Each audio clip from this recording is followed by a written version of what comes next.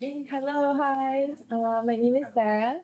I'm a physical therapist from OHSU, and I'm here today to talk about oncology physical therapy and specifically the role exercise plays.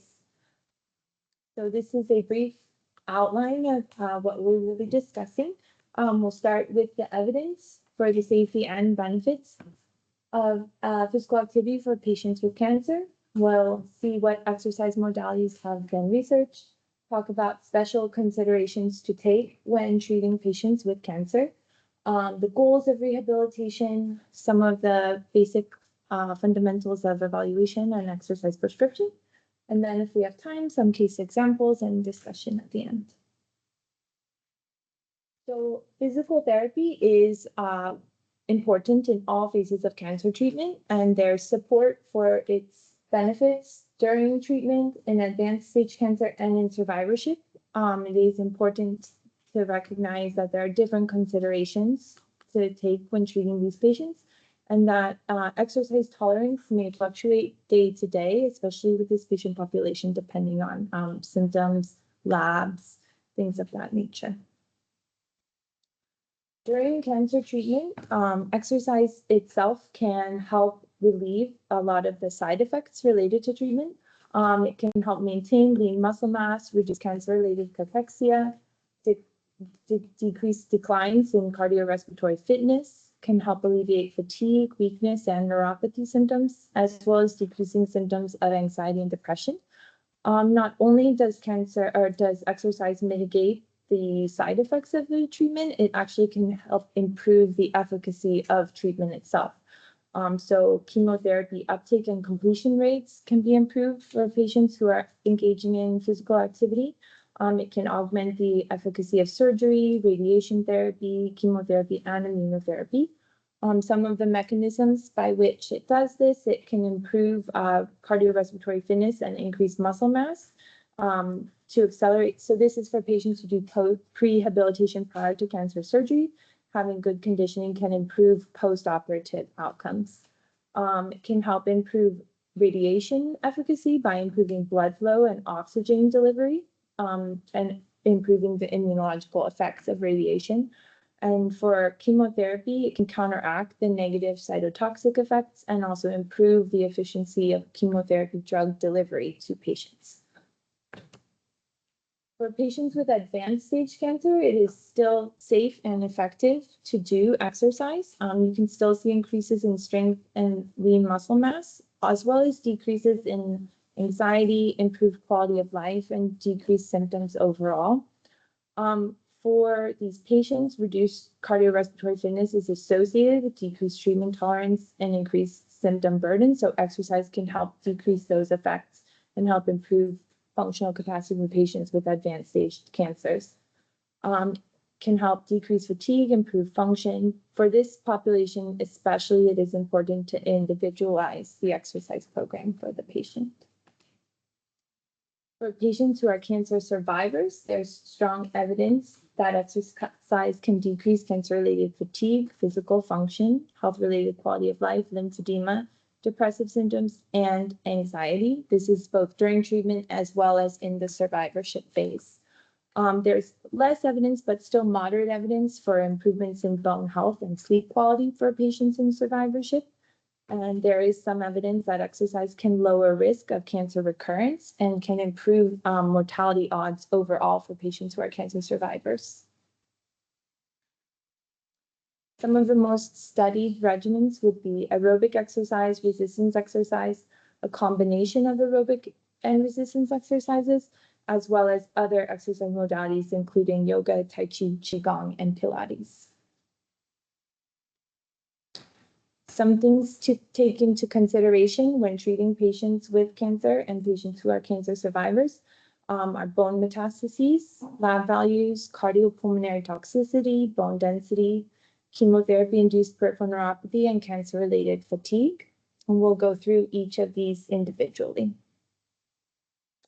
For patients with bone metastases, skeletal-related, let's take a look at these things. Exercise is often underutilized for patients with bone mets due to uncertainty about the risk for skeletal-related events. This is despite the potential to actually improve physical function and reduce psychosocial mortality. So there's growing evidence that exercise is safe and feasible for patients who have bony metastases. Aerobic and resistance exercise in particular do not appear to result in an increase in number of skeletal adverse events for patients with bony mets.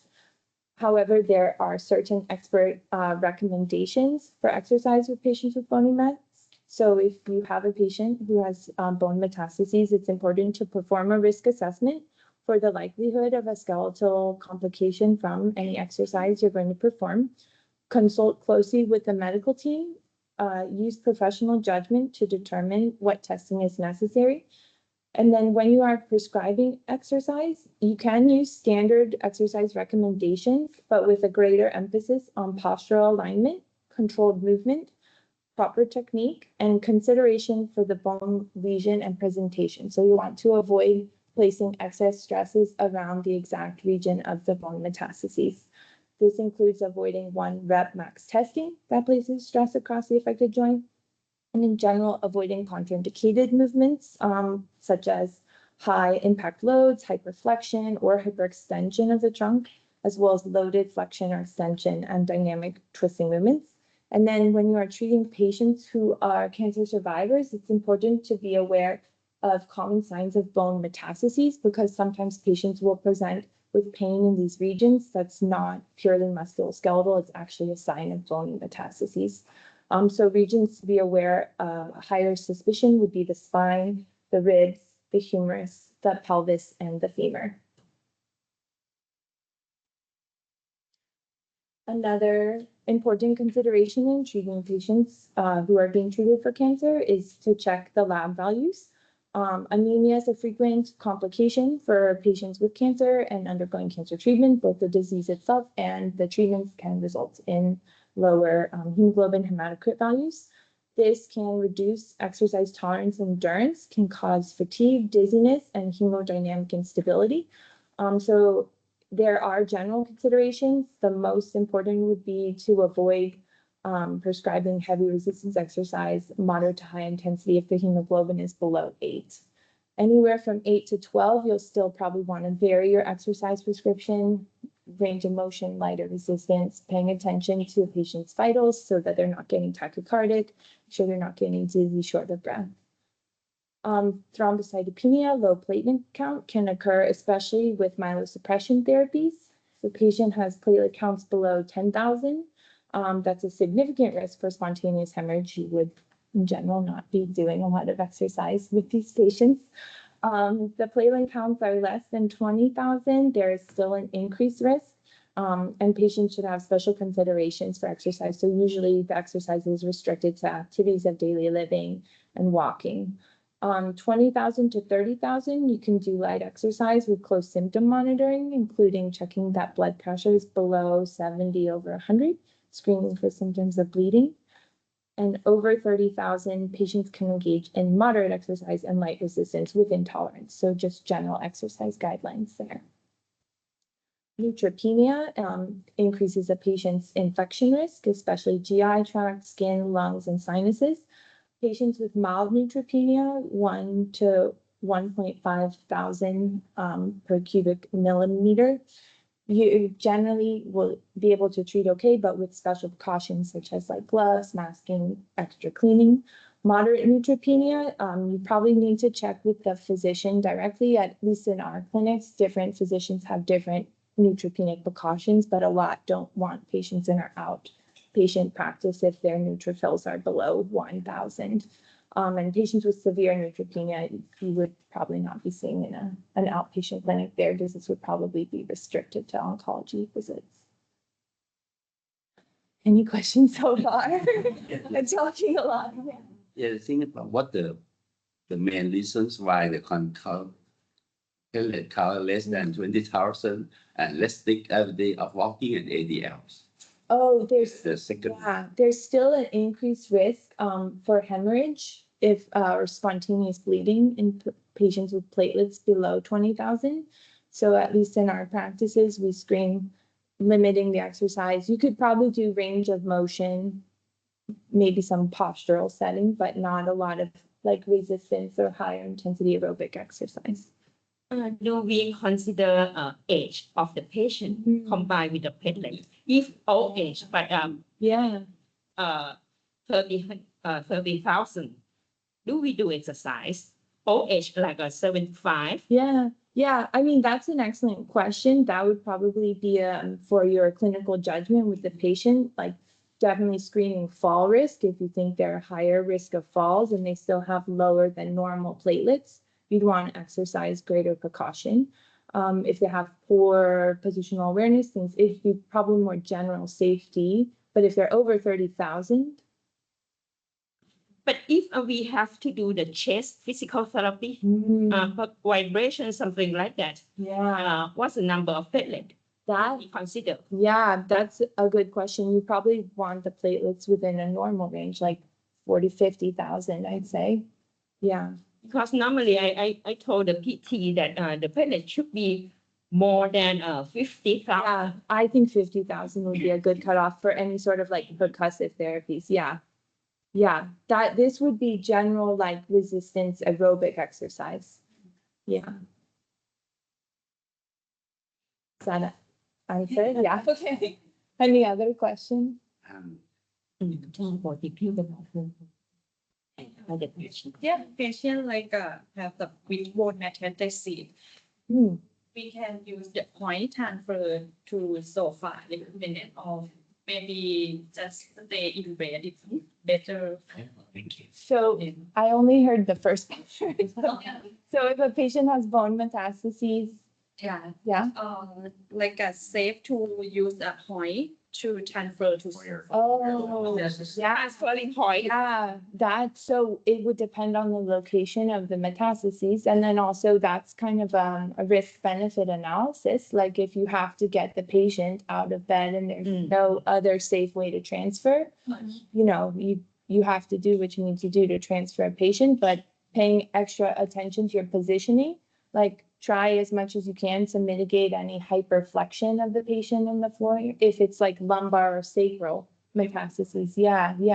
In bed, maybe like a safety more than. Yeah, but it is important, you know, for patients to be able to get out of bed. Mm. So there's ways to do it safely, just paying extra attention to posture, alignment, positioning. Yeah, totally. Yeah. Okay. Oh, yeah. The patient has a research time, and we do the same exercise prescription with the patient. So it's like the same day as their chemotherapy session. So most times we would see patients before their their infusions, and it's fine.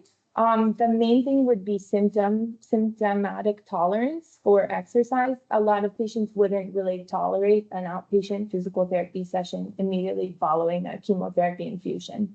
So we would usually see the patient before. Yeah. But same day before is fine. No, it's not like when they get their chemo, it's usually they're there for a long time, so there's just not enough time in their day to have PT go for their, check their lab values, then the chemotherapy, you know, so a lot of times they'll do it on a day not of receiving chemo, but you could do it. It's the same if we want to do the chest physical therapy before the chemo also. Yeah, would generally do the physical therapy before the chemo because they would be very exhausted after. Yeah. And maybe that not on the same day if that physical therapy is more intensive.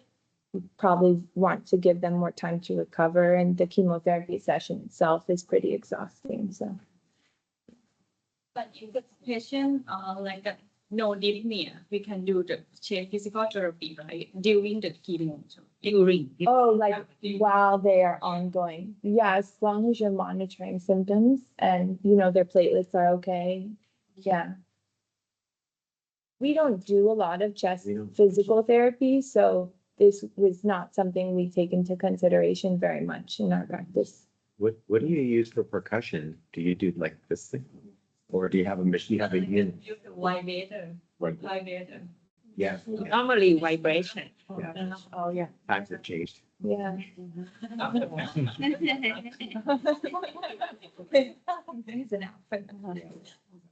And postural drainage, did you turn that? Yeah. Yeah, yeah, that's great. Yeah. Okay. That's- Okay, continuing. Yeah. So next would be monitoring patient vitals. So cardiopulmonary toxicity is a side effect also for patients with advanced cancer. They can have metastases to the lungs, which can impact pulmonary function. Also, cardiac function can be affected by cancer-related cachexia. The heart muscle itself, the mass can be reduced. In addition, the treatments, chemotherapy and immunotherapy in particular, can impact cardiac and pulmonary function. Also, radiation therapy to the chest wall can increase cardiac and pulmonary function, and the effects of this radiation can be progressive over time. So the higher the dose is, the more profound the effects. So for all these reasons, it's important to monitor patient vitals as well as symptoms like able to pass a talk test, no dyspnea throughout the treatment.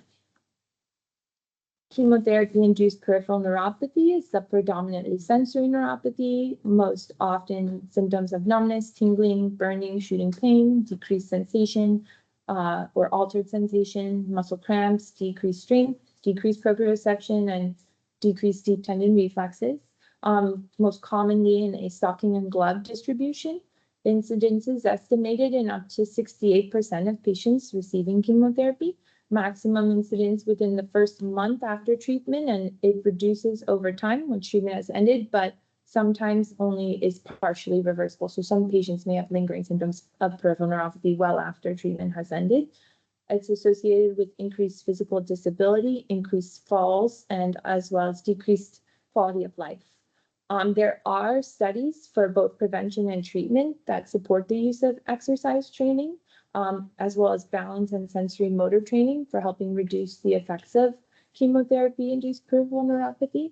And when you are prescribing exercise for patients with peripheral neuropathy, you can modify depending on symptom presentation. So if a patient's very symptomatic in their hands, you can modify using weights or bands, or even just use machines to avoid having to grip. You want to consider stability when assigning aerobic exercise. So if they're very high fall risk, maybe consider stationary bicycle or even pool rather than a dedicated walking regimen. Bone density, both the cancer itself and the treatments can compromise bone integrity. Bone loss with cancer treatment is more rapid and more severe than what would be considered general age-related bone loss for women and men. This is because chronic inflammation promotes bone loss. A lot of the cancer treatments can induce bone loss, and bone loss is higher for women undergoing current endocrine treatment or chemotherapy compared to those not receiving those treatments. For patients with non-metastatic cancer, the best clinical practice guideline is to use standard exercise interventions to optimize bone health. This means actively encouraging patients to engage in a combination of aerobic and resistance exercises, balance exercises, mobility exercises, ideally tailoring each specific to the patient needs so that they can function safely with the decreased bone density. Okay. Cancer-related fatigue, multifactorial. It's related to both the disease itself as well as the treatments, as well as the decreased physical activity that comes along with this. So it becomes kind of a feedback loop where patients are fatigued and they do less activity, which then further can increase fatigue. Maintaining physical activity is important to decrease fatigue and improve function. There's overwhelming evidence that there's a significant benefit to exercising to decrease cancer-related fatigue, which sometimes can be counterintuitive to our patients, which is very understandable. If you're really tired, a lot of the time you don't really feel like exercising. So the magnitude can be greater when the patient is undergoing active treatment rather than after. So I would say doing what you can to encourage patients to be active as possible during treatment, and then recognizing symptoms function fluctuate day to day. So when patients can tolerate more exercise, can do more exercise. When they can tolerate less, we usually just say like, try starting, see how you feel. if you just feel terrible the whole time, we can stop. But if you start exercising and you feel better, like we can keep going, it can help. Okay, so yeah. The fatigue, how can assess the normal fatigue or That's a good question, and it can be really hard to differentiate. The cancer-related fatigue patients will describe subjectively that it's just different than normal fatigue. It's like a very profound sense of fatigue. It's a lot of subjective. There are scales you can use, like the BFF and other fatigue scales you can use to have the patient grade it, but it really comes down to the patient report of the fatigue. There's no like test you can do or like a lab, if they have low like hemoglobin, okay, that's contributing to the fatigue, but it's also the patient's sense of the fatigue. So I think it's different than I worked all day, I'm tired, it's been a long day. They feel a sense of just like deep fatigue where it's hard to get up out of a chair or turning over in bed. It's like everything just feels really tired and hard to move. So that's kind of how they described it to me, the difference in the two types of fatigue. But Do you guys have a criteria for like how long the fatigue lasts? Like in long COVID, you know, if someone's tired, but then they rest and they feel better, then that's okay. Right. But if it lasts for 2 days or 3 days, they're Yeah. canceling appointments. Like a post-exertional malaise. Yeah. Do you have something like that for No, this? no. I tell them, you only have so much gas in the tank. So every day in the morning, you want to be sure you use up your energy throughout the day. So when you go to bed that night, you wake up and your gas tank is full in the morning. Because if you go a couple days with this kind of fatigue, one day can lead into 2 or 3 days where you don't want to get out of bed. So that's what we don't want. So we have them pace throughout the day, do a little bit of things, then rest. I usually tell them chores take a lot of energy. Going to the grocery store, you have to think about your list. You have to get there. You have to navigate the store with a lot of people. So those kinds of things can take up your energy. So being sure that they kind of think of, maybe don't do your grocery shopping on the day you have to pick up the grandkids or you have to do this, and you really kind of plan out your week. And usually with chemo, they'll have their chemo and it might be not till 3 days where they might feel really bad. And if they have a pattern for the 3 weeks, that day that you're not going to feel great, that's a day that you still want to try to be active. But if you just can't do much, it's okay not to do much. You want to try to do something. And then when they learn the pattern of how things go, then they can maybe in the 3rd week, when they're getting close to the first day of chemo, maybe that's when I can do a little bit more activity. So usually each person has their own pattern, but I usually kind of let them realize like all of these things can contribute to fatigue, not just physical, like when you have to think and all of that. So as far as having like a timeline, if they know that from the get-go, like just every day you have to pace yourself. So again, and usually the gas tank analogy seems to look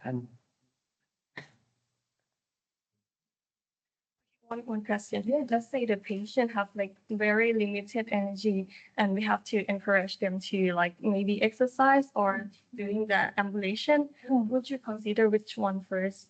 So Right, so it's like, what is the priority for the patient, right? Like, this is what Amy's talking about with pacing, is like there's like 3 Ps, right? Like plan, prioritize, and pace. So it's like, you need to plan what is important and then like prioritize. So ambulation, yes, important for the patient to be up. If that's all they can tolerate for the day, fine. But a lot of the time, like if the patient gets up and starts moving, the fatigue will improve. And then you can be like, hey, maybe let's try some light seated exercises. See what you can tolerate, checking in intermittently with the patient, recognizing, okay, you have to go home after this. What do you have to do? Do you have to cook? Do you have laundry to do? Like, what is most important in the patient's life? Yeah. Yeah. So this one you can apply the ICF for the patient to see what there's a limitation with the impairment that they need participation after they go to the social. But another they use that I use my strategy to use on the patient. We use what I call good day, bad day. Like in cardiac rehab with them because they have mental and body fatigue. So if the feel if all is bad day, but we found that the physiological is good, then that patient may need to consult psychologist. Yeah, because we found physiology is very good, but okay, I feel faulty and I want to work. Yeah, that's the problem. Thank you very much, Dr. Wilson. That's why I will ask you that the fatigue is from the physical. That's why it involves the mental, psychosocial to the patient. Yeah. How that solve of or encourage the patient that to relieve the fatigue that come from the mental. Yeah, and we have some actually slides on this later. I think in this situation, it's often hard to motivate patients to do exercise, and that's where it's important for it to be collaborative, right? Because if I'm prescribing to a patient, you need to walk 30 minutes, and this patient hates walking, that's not going to help, right? So you need to talk and be like, okay, you hate walking. What do you like doing, right? Like maybe the person likes bicycling. Maybe they like seated steps, like there's hopefully something the patient at least does not hate doing. And, recognizing too that every day is different and being like, okay, what would you like to do today? Like patient comes in, I like this good day, bad day analogy. It's like patient comes in and says, this is a bad day. Then you're like, okay, why don't we try a few things and see how you feel after that? And then the patient will tell you, oh, I feel a little better. Okay, maybe we can do some more. And okay, maybe I feel better. Maybe I can do some more. The other thing we did have prior to COVID, we had an exercise class. So I would have up to 6 patients in a class. And that was, I think, very helpful for the psychosocial aspects of it because they were with people who were undergoing treatment for cancer as well. Family could come and we would do exercise, the family could do the exercise with them. And I think the benefits of involving community, if patient has family members, get the family involved in exercise. If they have friends who are also going through cancer treatment, see maybe you can get them to connect too. Because there's only so much we can do as individual providers, but if people have a community around them, they can do better. Sometimes if there is a mental health piece, then we would refer to like a therapist or somebody who outside of our scope could help deal with that kind of depression, anxiety, types of fatigue.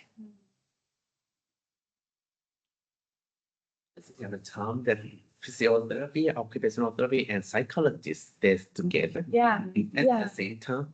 Not in one class, but most of our teams, that would be nice. Most of our teams have an assigned social worker. So we can send a note to the oncology team, like they have a pool and we are like, hey, this person is really struggling with depression or anxiety, and can the social worker reach out to the patient? And the oncology team with the oncologist, with the nurse team, with us can reach out to the patient. Yes. Okay. So the goals of doing rehabilitation for patients with cancer are to address functional deficits, decrease symptoms and treatment-related side effects, improve quality of life, improve physiological function, and then taking into account individualized patient-specific goals. So patient goals should help to dictate the plan of treatment. In the first session, you talk to the patient, what do you want to be able to do? And then individualize your plan according to that. In terms of the evaluation, you can usually do standard exercise testing with the considerations we mentioned before, like bone metastases, 1-rep max testing, anemia, things of that nature. You can check baseline objective status, range of motion, strength, balance, sensation, gait. There are a lot of different functional measures you can use. The 6-minute walk test, the sit to stand, either 5 timer 30 seconds, timed up and go, 25-foot walk test, grip strength. Of all of those, the 6-minute walk test actually has a significant association with mortality, so that can be a very beneficial prognostic factor for survival. And then these patient reported outcomes can help with measuring, quantifying fatigue. As you had asked before, there's the brief fatigue inventory and then the Edmonton symptom assessment scale. So getting a sense of patient symptoms. Special considerations. So the National Comprehensive Cancer Network has created a triage approach for helping to make sure patients are appropriately evaluated and treated. If patients have no comorbidities, they don't need further pre-exercise medical evaluation and can follow general exercise guidelines. If patients have peripheral neuropathy, arthritis, or musculoskeletal issues, osteoporosis, osteopenia, or lymphedema, pre-exercise medical evaluation is recommended, and general exercise recommendations should be modified based on your assessments. If patients are post-lung or abdominal surgery, they have an ostomy, they have cardiopulmonary disease, ataxia, extreme fatigue, severe nutritional deficiencies, worse or changing position, or bone metastases, they're required to have a pre-exercise medical evaluation and clearance, and they should be referred only to trained personnel, so individuals trained in treating patients with cancer. For exercise prescription, moderate to vigorous intensity for aerobic exercise is generally favored during and after treatment. But if patients are severely deconditioned, even low intensity exercise can still be beneficial. So individualize appropriately depending on the condition the patient is starting your treatment. And that's why you do the evaluation, check all those measures, and then individualize. Survivorship exercise prescription guidelines depend on the goal, but generally moderate intensity aerobic exercise at least 3 times a week for 30 minutes, resistance at least 2 times a week for 2 sets of 8 to 15 reps at 60% of the 1 rep max. And supervised exercise does appear to be more effective than unsupervised. So if you can regularly see the patient in the clinic, that can be very helpful. In terms of specific exercise prescription, so if your main goal is to address fatigue, these are the most recommended, evidence-based primarily on studies of patients with breast, prostate, and mixed cancers. Aerobic exercise, 30 minutes, 3 times a week at 65% of the max heart rate or 45% of VO2 max, so moderate intensity there. Resistance, again, at a moderate intensity, 2 sets of 12 to 15, so a little higher reps. 2 times per week. If the patient's doing combined exercise, again, moderate intensity, 30 minutes, 3 times per week. The main goal is to address physical function. The intensity is a little bit higher. The duration is also a little higher. Still in that moderate intensity range. And this is predominantly for patients with breast, prostate, colorectal, lung. So this is studied in far greater population. More translates to patients with a wider variety of cancers. If you're mostly addressing health-related quality of life, the exercise intensity is actually also a little higher for this. The duration can be shorter, though, compared to when the main goal is physical function. But again, that 60 to 80% of max heart rate, a 60 to 75% of 1 rep max for resistance training. And again, studied in a greater variety of cancer population. If the main goal is addressing anxiety and depressive symptoms, actually the main evidence is for aerobic or combined aerobic and resistance exercise. There's not efficacy demonstrated for just doing resistance exercise alone. It would be a higher intensity of moderate and then 2 to 3 times a week. If a patient is preparing for surgery, exercise can help improve physical fitness preoperatively, and it can also help improve postoperative outcomes and accelerate recovery. This is because improving preoperative pulmonary function and cardiorespiratory fitness are prognostic factors for overall survival. So patients with better fitness have better outcomes in general. Also, loss of bone mass or loss of muscle mass before surgery can negatively impact postoperative outcomes. The most evidence is specific to patients who have lung cancer and are undergoing lung surgery. However, there is growing evidence for GI cancers and then some preliminary evidence for urological, gynecological, and breast cancer treatment of doing prehabilitation, so rehabilitation prior to surgery. Okay, we have case examples. Do we have time to discuss? Do we want questions before we discuss?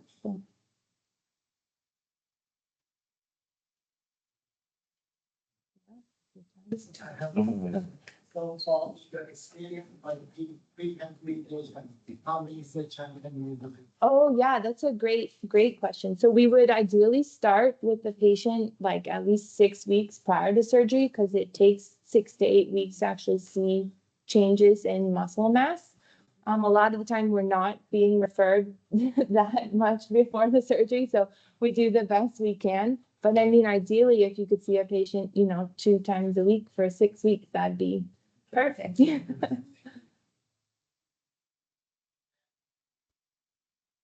Really, we can. Yeah.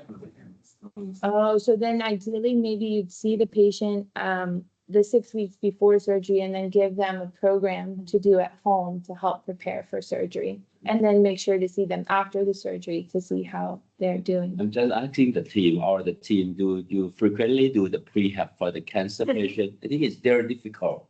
If you got the news, you have cancer, Yeah, go to the rehab, okay, yeah, what can you do? I still think about the treatment. So I think, I never read about the prehab of the cancer Yeah. for the regularly like orthopedics or cardiac rehab, do a lot of CABG yeah. like that, So but we, that maybe because yeah, recently all the group are interested in the prehabilitation Yeah. process. yeah. I think one of the process can say we can develop that. Yeah, especially because the patients will often have another, like, an adjuvant treatment prior to the surgery. So if they're starting chemo to decrease the tumor size or starting radiation to decrease the tumor size, that's an appropriate point at which you could still start. Maybe not even knowing when they would have the surgery, still start with your conditioning treatment to prepare for surgery. Yeah, and then we have like our abdominal surgeons now have a specific, they refer patients for prehabilitation prior to the abdominal surgery. So they have now set up like a specific program for patients like pancreatic cancers, liver cancers. Yeah. The previous slide, why don't you prescribe the resistance exercise in the anxiety, depression? Oh, there was not statistically significant evidence to show that it improved symptoms. Doesn't mean you can't prescribe it. It's not resistance exercise alone is not shown to improve symptoms of anxiety and depression. So far. Yeah, but probably more studies are needed. Yeah.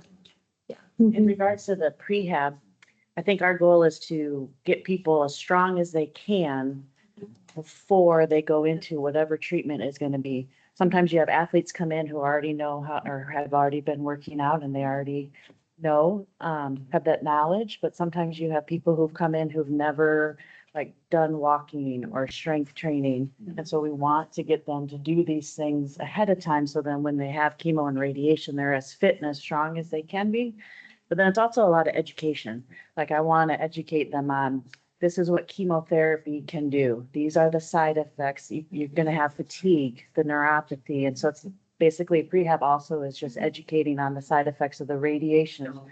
What's that going to feel like for your muscles and your bones? So I think prehab in general, you can do a lot with it. You usually want to see people right away so we can tell them all of this thing so then they don't come and see us 2 months after treatment and they're like, well, why didn't anybody tell me I was going to be sore? Why didn't anybody tell me I can't lift my arm up because I had radiation? Why didn't anybody tell me I have fatigue or my bone density? So, and realistically, our prehab program, we want people, but it doesn't happen. as Yeah. often. A lot of times we have one day to tell them all of this stuff.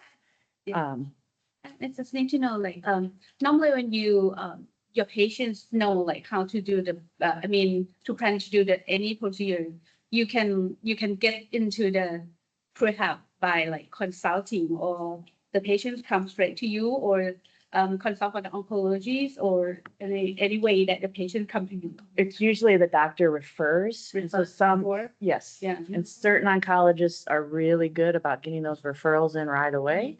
and some we struggle with, but that's ultimately our goal, is to educate all of our providers, not just oncologists, but people, primary care providers and the social workers, if they have, to send them to us. But that's how it works where we are. We'll get a referral and then we'll see them. And then based on timeline, Yeah. if we have the luxury to do some strength training with them before any procedure starts, that's great. But a lot of times we have that one moment in time where we got to tell them as much as possible. And so for me, a lot of it is the education piece of it. And then maybe here's some exercises you can do at home. And it might be just a couple, like a stand up, sit down for leg strength, and maybe one arm one for your upper body, because they're going to have so much other stuff going on. And then even if you cannot see them at the regular intervals, like we still take that opportunity to be like, okay, well, I would like to check in with you in a month or 6 weeks, or like after you started treatment and you've been doing it for, a little period of time, like let's check back in and see how you're feeling, see if the exercises are still appropriate, we can change them. So even this is all very idealized, right? But even if you cannot see the ideal schedule, you can still check in with the patient at regular intervals and see how it's going and modify. We have something where they can send us messages. It's called My Chart. So if I don't have an appointment to see them and something's come up, they can send me a message and say, hey, this is what's happening. And even though I can't see them, I can respond as best as I can to say, oh, well, what about this or that? So that's how we can keep communicating with them without an actual appointment. I think telemed can suitable for use in the rehabilitation phase. Telemedicine, yes. So we have a provider in our clinic actually who does mostly telemedicine visits. And especially we have patients from like Eastern Oregon or Central Oregon where they live hours away and there's not a great oncology center near them. And we can do virtual visits with them, go through the exercises in the home, maybe also see, the safety of the home, see the safety of the setup. So it is an option. Usually we do reserve it for patients who have a little bit higher, like a medical education, like better understood, who are safe to do the exercise at home without our direct supervision. Yeah. Maybe the first step, we have to change the mindset of oncologists.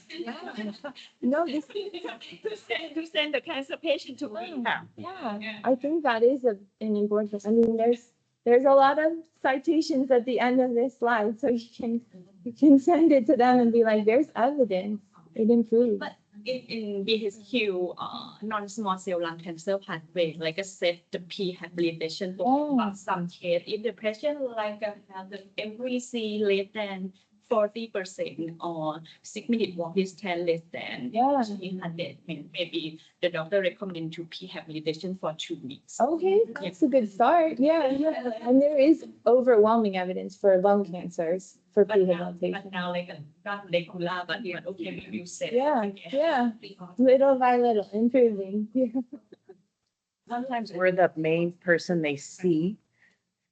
Like they might just come in and get their chemo and they might not see that doctor again for 3 weeks. And sometimes I'm the person they see most often.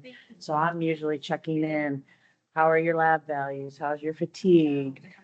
Looking for red flags for anything, because most likely I'm going to be the one that will catch it because I'm constantly checking in. And if something pops up, then I just send a message to the doctor to say, hey, I saw this or this is happening. So I think a lot of times we're the first line. Once they get in to see us, we end up having a relationship for a very long time. I have patients I've seen for years. Yeah. And there's not always communication between the oncology providers, right? Like patients will see a radiation oncologist and like a hem-onc oncology, and so sometimes one provider will be aware of something, another provider is not. And we are the ones facilitating communication, like, hey, I saw this on the patient's PET scan. I'm not sure that you saw it. Yeah, it's happened. Not a doctor, but might want to ask your doctor. Yeah, exactly. Several case that I was consult is like a bone metastasis entry to the long spine, and they come for the blessing before they do the radiation. I think that one help a lot. Yeah. Apply everything to measure the blessing, and then because they have the collapse, might be Yeah, yeah. But that one other case, apart from lung cancer and then the bone metastasis, because you prevent the pain. Mostly like when the patient come to us is like bad pass or anything, All right. we cannot get the baseline. I think maybe like we can share out the oncologist, like you can get your baseline before the operation, and you can easily follow it after the operation when the patient is like getting better, how that's like a assessment outcome. Yeah, exactly. Like if you like suggest like we will keep your baseline before Yeah. the operations. If you send us like before like 6 months or something, and if you have it and something in between, I mean, a procedure, after the procedure, you can know like how much your patient is like getting better in the measurement outcome. Right. Getting better. And then you can send that to the oncologist. That's best. Do you use a lot of the transrectal nerve stimulation pills? Oh, that's. Use pain. Bill would be our expert on that. Yes, yeah, Sometimes we do. yeah. Do you guys use it a lot? I prefer them to you. It's easy. It's not a lot of visits. And then some people it helps quite a bit and other people they don't like it. But when it works well and it's inexpensive and easy to do.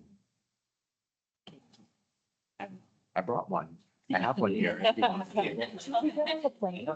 Yes.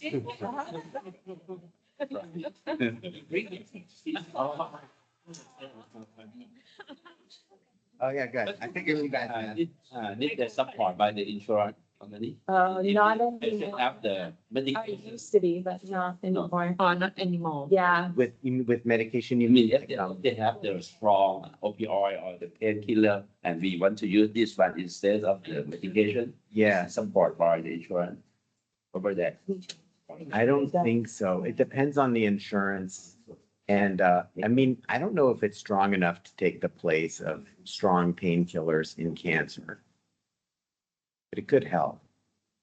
I think, I don't know how much it might be, if it's gonna be covered for anything, it'll be opioid, not chemotherapy induced neuropathy oh, or something like that.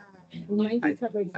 Yeah, but for pain relief, it's not. Yeah, like for low back pain, it's done. But for neuropathy, Yeah, might be. it works well for neuropathy. Okay, how is the I think, well, I mean, sugar? how- Samples discuss? Yes, do we have time? Maybe one, yeah? Okay, so patient 1 to 5-year-old male diagnosed recently with stage 3 pancreatic cancer. His plan is chemotherapy, followed by surgery. This may be followed by more chemo and or radiation. He has pre-existing hypertension, which is well controlled with medication, and chronic right shoulder pain, secondary to a chronic rotator cuff tear that he's had for years. So what would you assess? What, like in subjective, so that's when you're talking to the patient, what do you ask him about? And then what in your objective would you measure? And then based on your findings, what would you prescribe and what patient education would you do? So this is a great. No wrong answer. Like a blood pressure, like a, how are you? Yes, good, good. Very good start. Yeah.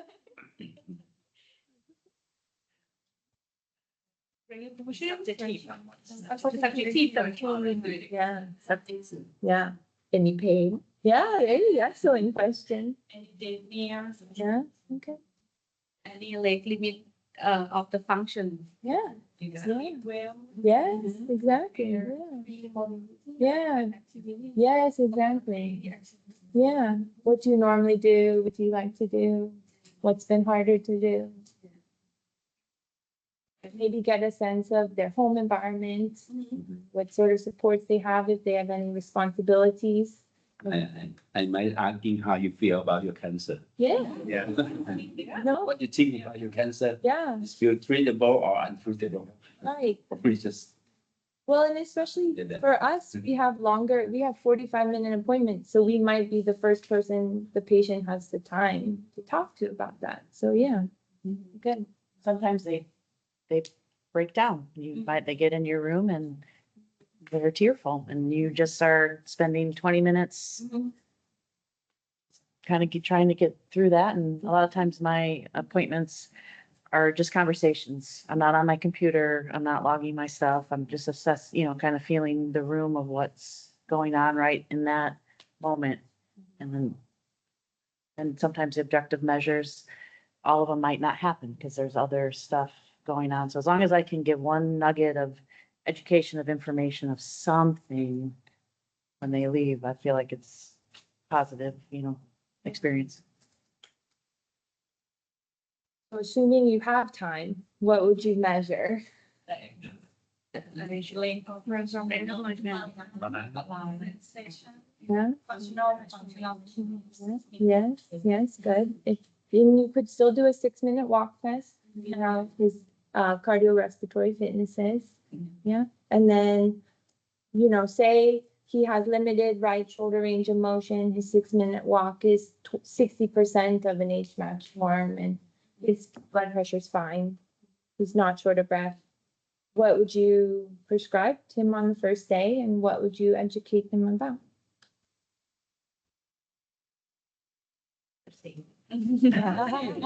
Yeah, it's a lot, right? So what would you prioritize?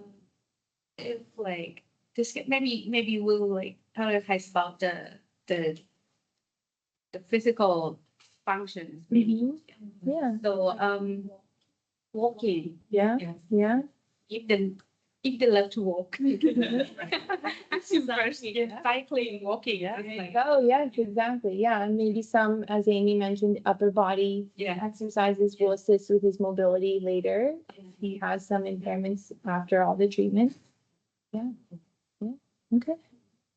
If the patient cannot do a 6-minute walk, Mhm. maybe you can use the 2 minute. 2 minutes. Yes, yeah, good. So, Minutes. yeah, if they can't tolerate 6 minutes, 2 minutes is also validated. Yeah. Okay. So let's say he's completed his chemo. He's been doing his home exercises. He feels okay.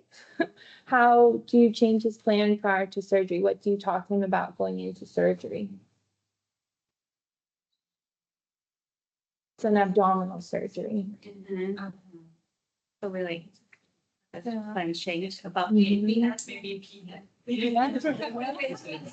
Right, and he'll probably have some precautions after the surgery, so make sure he knows what those are, so he can prepare. He has adequate supports at home. He knows he can still do aerobic exercise. It's good to do aerobic exercise after the surgery, but not, not lifting anything heavier than his weight restriction, maybe go over bed mobility, log roll. Okay. And then he's done surgery and now he's starting another round of chemo. So maybe give him more education on the fatigue can be cumulative. You've had a lot of treatments. You can still exercise, but we'll be closely monitoring your symptoms, recheck his measures, see where he's at compared to his baseline, modify exercises. Then once he's completed chemo and he's preparing for the surveillance phase, After exercise, yeah, exactly. Like continue, be like this will improve long-term mortality odds, decrease recurrence rates. So, yeah. All right. One is probably enough. You could into other lectures, but if you want at the end, there's a lot of studies there. So if you want information, yeah, to support when you change your treatment plans. Yeah. Okay, any last question? very good.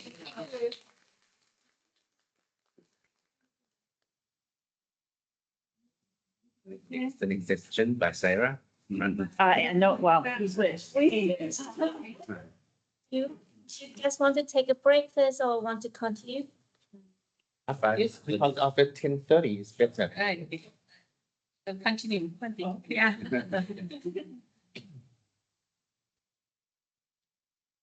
Sarah presented the research. I'm gonna talk through kind of what a session looks like when they come to see us. Yeah. I can share. Sure.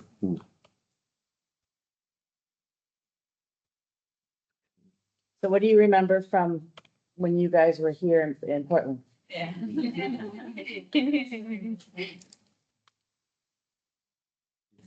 Is it loaded on here? Uh-uh. Mhm.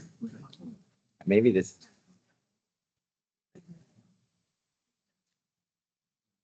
Not loaded on. Should I just use my computer or she's gonna put it on there? I'll put it on here.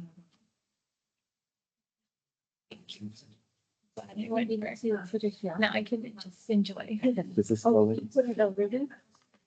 No, but I didn't. Does it go into this computer? I can get it